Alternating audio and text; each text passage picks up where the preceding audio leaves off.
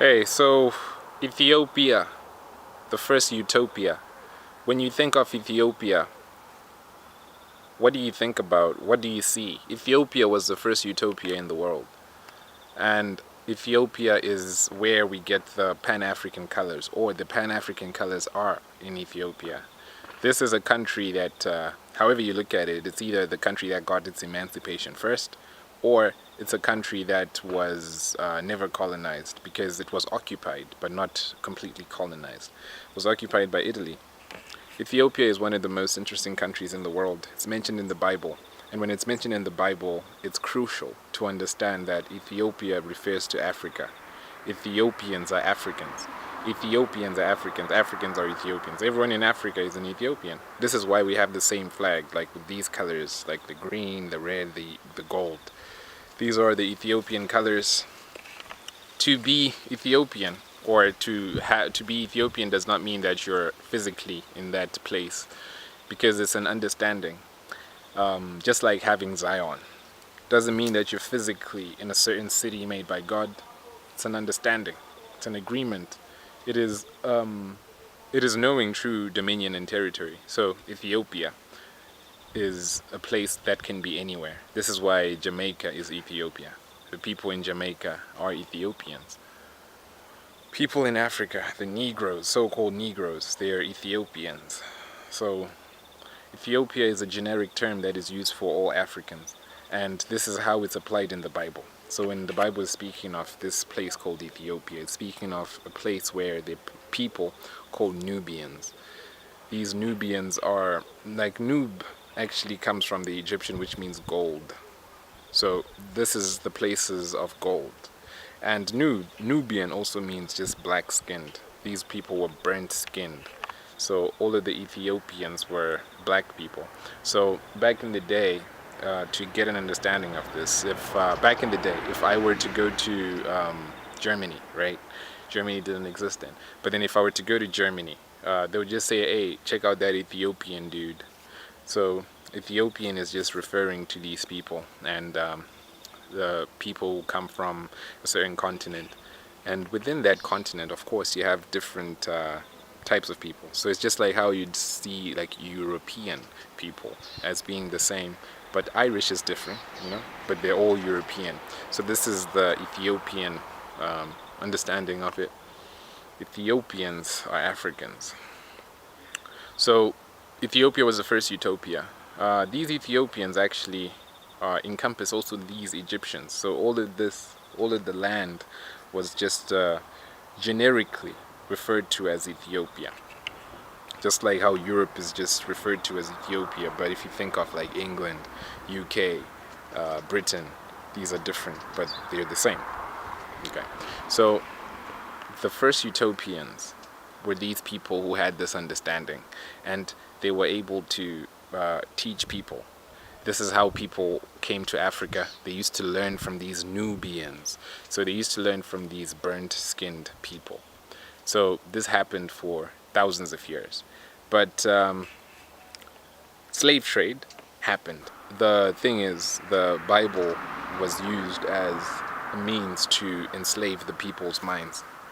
So as it happened, is that like the people came with this idea, this ideology, in order to get people to be subjected to them according to the principles that they were interpreting in the Bible. So one of the reasons that they justified the slave trade was to say that Africans are not human because they are the sons of because they're the sons of Ham. So Ham, if there's a story in the Bible where Noah is drunk, and then one of his sons, apparently in a mystery, uncovers his nakedness. So people believe that Ham slept with Noah's wife or did something of that sort. And then Ham had a curse, but the curse was put on his son called Canaan. So Canaan is Cain and Abel. This is where the curse is. This is the person who was cursed in the beginning. But anyhow, Canaan went and settled in the Middle East, while the other sons of Ham, so Ham had 4 sons. Ham had 4 sons, and these ones came, the 3 sons came In Africa, the one son stayed in the Middle East, and these are the Canaanites. And when you're referring to the Canaanites, you're referring to them. So when slave trade happens, it was actually based on this biblical principle that was saying that since these people were cursed by Ham, then they're supposed to be our slaves. So you have to understand that this happened 400 years ago. And now it's time to set the people free. It's been 400 years of slavery. So it's now time to leave that paradigm. It's now time to leave those pyramids that they've been building in the minds of the people, these hierarchies that they've been creating with this false ideology. It's now time to leave that and go through another Red Sea, go through another rebirth, because everyone comes out of the water, just like how the Israelites came out of the water. So it's been 400 years since they've enslaved a whole nation, and it's up to us if we want another 400 years of this type of slavery, you know. So it's just about understanding that the truth is in the Bible, but when you know the truth is in reality, that Ethiopia was literally the first utopia. This is where people were developing skills, mathematics, they were developing engineering, they were developing science, they were developing engineering, technology, mathematics, astrology, everything. And these things are what we still use today. So believe it or not, it's weird, but these things are, this is the holy grail of Western society, of Western civilization. Things that were discovered thousands of years ago by Ethiopians. So these Ethiopians, as I said, these are just people from this continent of Africa. And it's actually not called Africa, it's actually called Ethiopia. That's the thing. Africa is the name of a conqueror, a Roman general, who was Scipio Africanus, who defeated Hannibal. When he defeated Hannibal, Africa took its name. And there was also another Greek person who used to sign his letters. Like, he used to research Africa, and people believe that this was a black Greek, because the first Greeks were black, the first Romans were black, they were Ethiopians. But anyhow, this person was called Africanus, so he always used to write his name after his letter Africanus. So this is also where this name is derived. But the word for it was Ethiopia. So Ethiopia is referring to the skin of the people, Ethiop. So these Ethiops were people who were black-skinned, and they had woolly hair. These people were renowned for their erudition and for their skills in learning. So understanding that because 400 years is a long time to be a slave, to be trapped, you're bound to lose your humanity when people treat you as being subhuman. I was watching so many documentaries about how people view Africans, and it's actually the prevailing point of view that European media wants to postulate the fact that Africans are so subhuman, as if the problems that they caused in Africa are not the fruits that we see today. That a person would come into a country and just say that, hey, all of this land is now mine, and I'm going to kill everybody who is living in this area, and we're going to be mining for the rest of our lives, and we're going to start building with your labor. And as if that's not enough, other people are going to be like, all right, now we're going to go to this city, we're going to raid it, and all of these people are going to go and live in America as slaves. And they wouldn't just take like just this skinny little dude, but they'll take the strongest, bind them, whip them, beat them, and keep them for years under servitude. And some of these people were actually kings. Some of these people were royalty, nobles, wise men. But if you were a person of wisdom, they would kill you. So many Ethiopians were murdered, Nubians were murdered, because of their knowledge, because this was war, this was a conquest. So if you justify this as war, then this is so barbaric that they would say that we're giving them this word of God, we're giving them this knowledge and understanding of God, but let's first kill them, and let's kill the barbaric, and they don't deserve the same thing as us. And this is something that was ingrained in the people's mind. something that I still see with my own eyes today, that people still have not left that colonialist mentality because they believe what they were told, that they were nothing. So when you read the Bible, this is a book that was used for a certain purpose in order to trap people because it's that powerful. But when you look at it, when you look in the Bible, when you look at in reality, you'd realize that Ethiopia, through Aksum, which was a kingdom where Queen of Sheba reigned, who is Makeda. Sheba means wisdom, the queen of wisdom.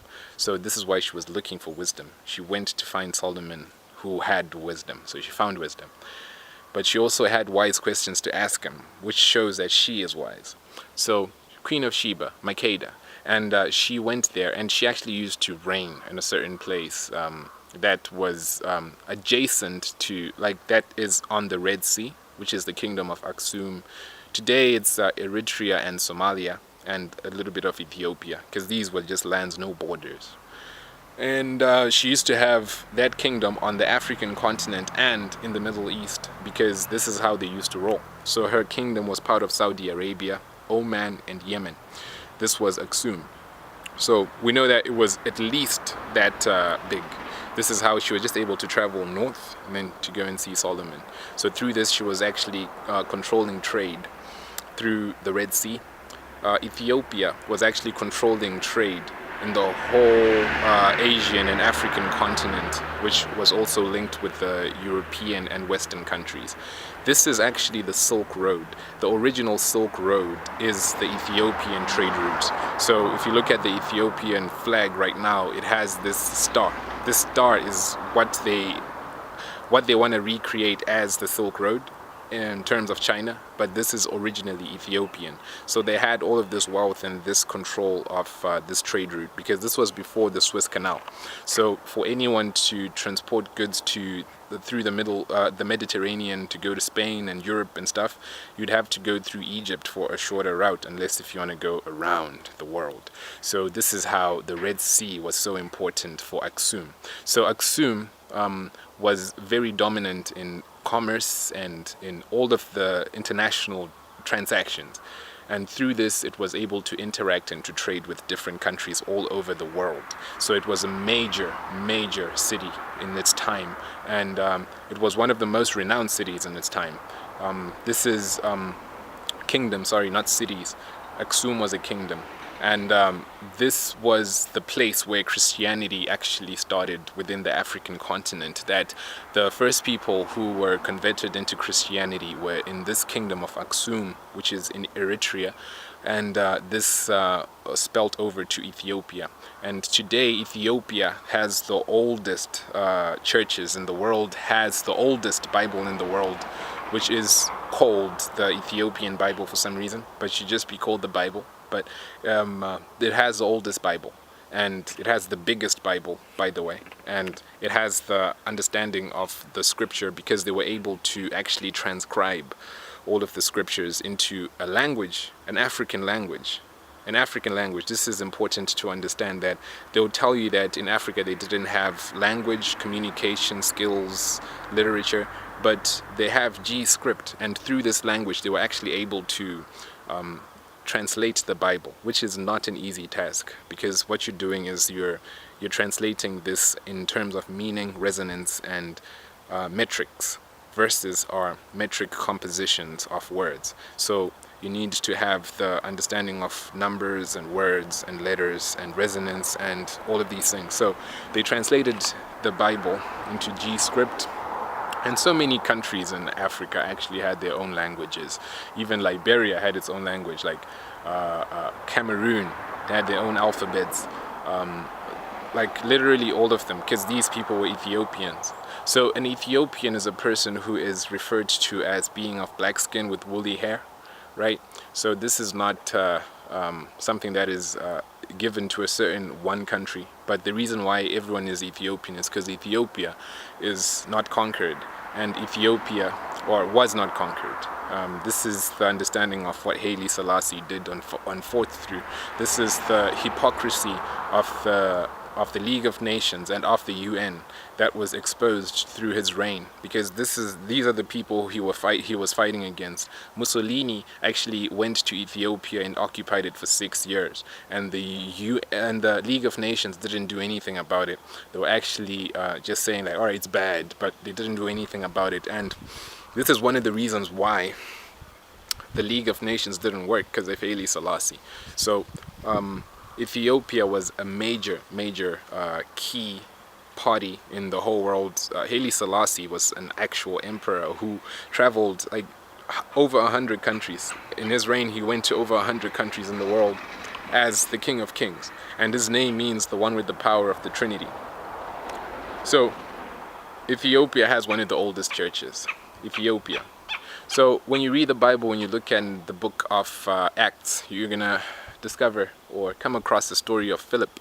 Philip is in an area, he's healing people, he's raising paralyzed people, and now they're walking. The lame can now walk and stuff like that.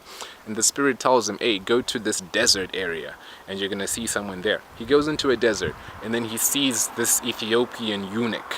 This eunuch is like a person who works in a kingdom, right? A eunuch. So he's in a court, and he's a person of wisdom, obviously. So he's actually in Israel. He's traveling the world. He's an Ethiopian, a black person, and he's actually in a chariot. So he's actually a person of riches and of wealth. But what's important is he's actually reading, he's actually reading. He didn't know that people from Africa could read, right? But this is like the same year that Jesus died. So this is 2,000 years ago. So Jesus has just died. Philip is in the Holy Spirit, and this guy is already reading a scroll of Isaiah that he got. So first thing, he's rich, okay? He's a eunuch, so there's a kingdom somewhere, because there is an actual queen mentioned in his kingdom. So he's part of that regime. So he's with other black people, because he's being escorted by these people. And he speaks to Philip, and he gets baptized in the process, and the story goes on. So this happens in the New Testament, right?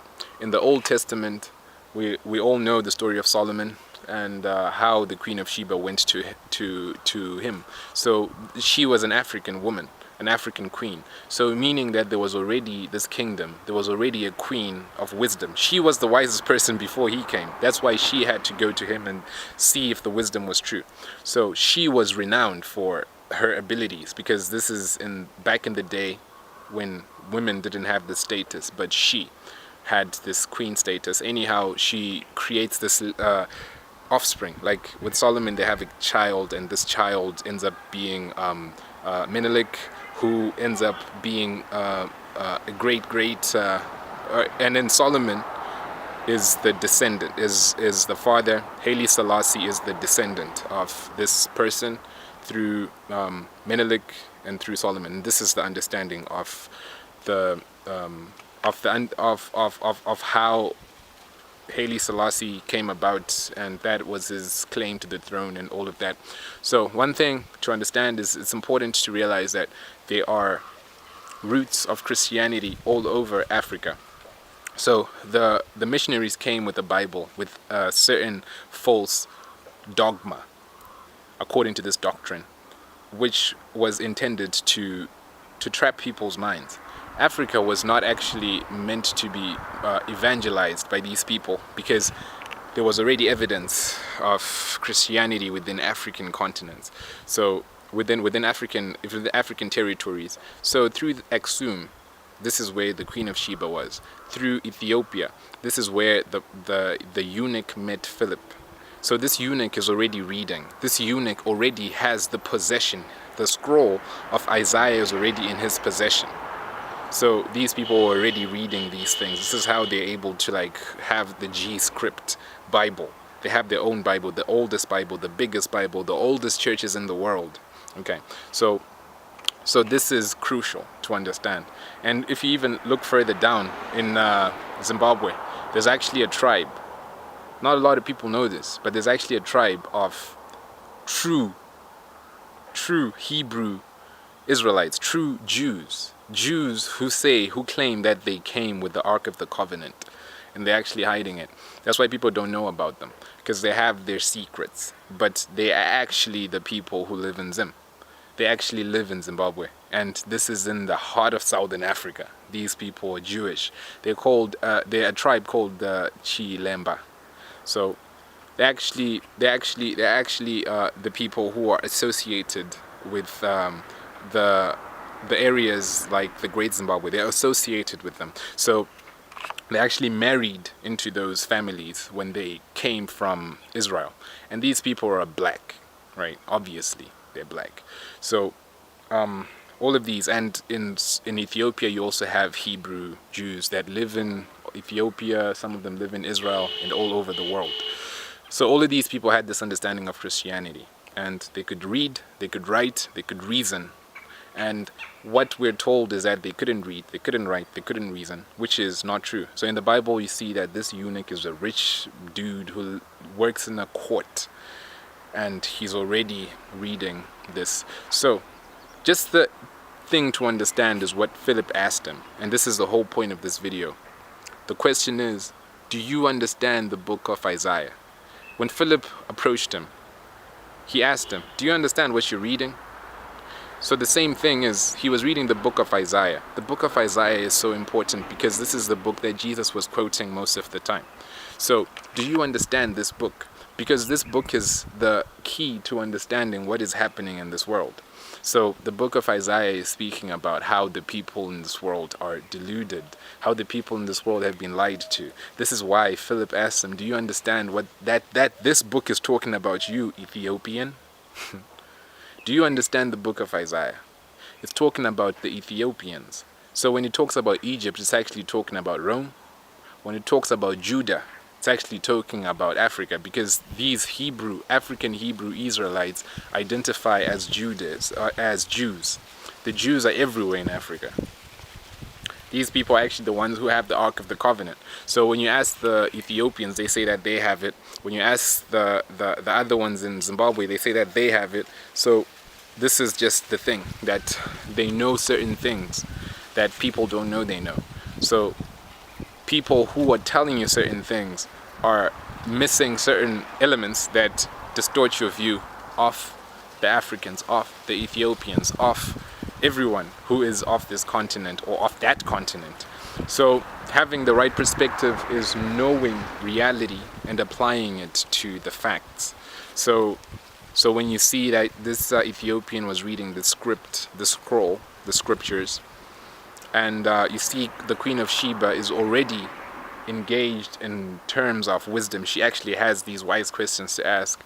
It makes you wonder why it is that you don't see this side of this of Africa or of this continent in such a way that paints a perfect picture, or paints a tolerable picture, or even just a considerably close picture to what the reality of the people is, to what the reality of their way of life was, that they were people who were humble, people who were actually so smart that it's startling to even consider some of the things that they achieved with the means that they had, because some of the things that these Africans, Ethiopians did, Nubians did, we can't even do it today with our modern technology.